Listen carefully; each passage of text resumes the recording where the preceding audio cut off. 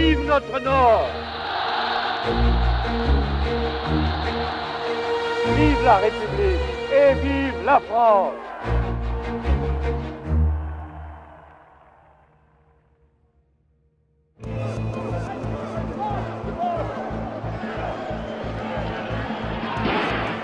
La nouvelle fait l'effet d'une bombe.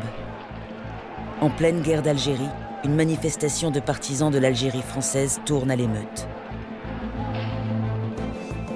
Des militaires français en profitent pour prendre le pouvoir à Alger.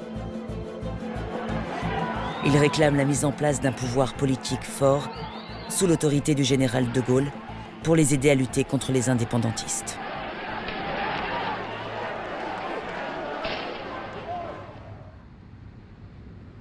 À Paris, alors que l'État est en pleine crise politique, le général se dit prêt à assumer les pouvoirs de la République. Le 29 mai, le président René Coty lui demande officiellement de former un nouveau gouvernement.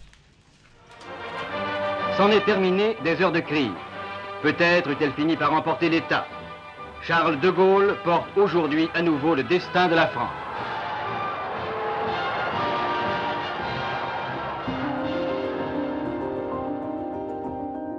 De Gaulle, qui avait alerté sur la dangereuse instabilité de la 4e République, peut enfin engager une réforme de la Constitution conforme à ses idées. Largement approuvée par référendum, elle donne naissance à la 5e République. Le 8 janvier 1959, Charles de Gaulle en devient le premier président. J'exercerai le pouvoir suprême dans toute l'étendue qu'il comporte désormais et suivant l'esprit nouveau qui me l'a fait attribuer. L'esprit nouveau sera désormais celui d'une relation directe avec les Français.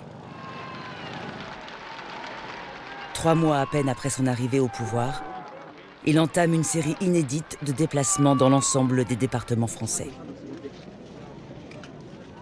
Pour le président, ce sera une manière de tester la façon dont sa politique est soutenue par les Français. Le 24 septembre 1959, il arrive dans le Nord-Pas-de-Calais pour une visite de 4 jours.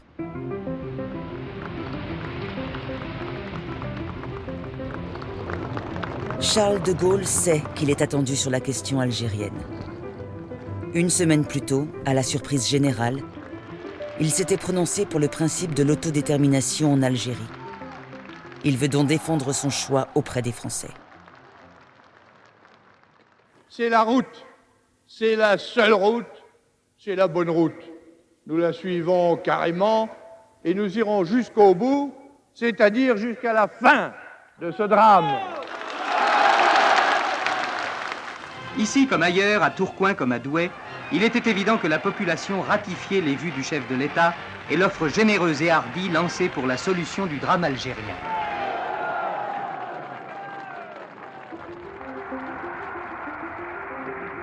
Plébiscité dans ses choix politiques, le général l'est aussi en tant qu'homme. De ville en ville, les marques d'affection réciproque se multiplient.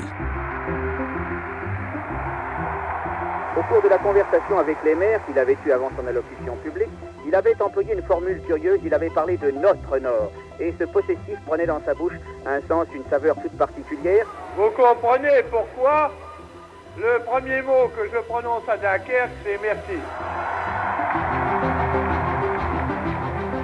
L'atmosphère dans le Nord est vraiment une atmosphère exceptionnelle et que nous retrouvons d'ailleurs semblable et même peut-être amplifiée par rapport aux autres voyages.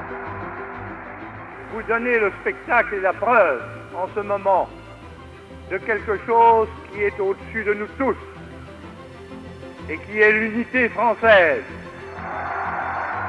Essentiel aux yeux du général, le soutien fort et émouvant des mineurs lui apportera le symbole d'unité qu'il recherche.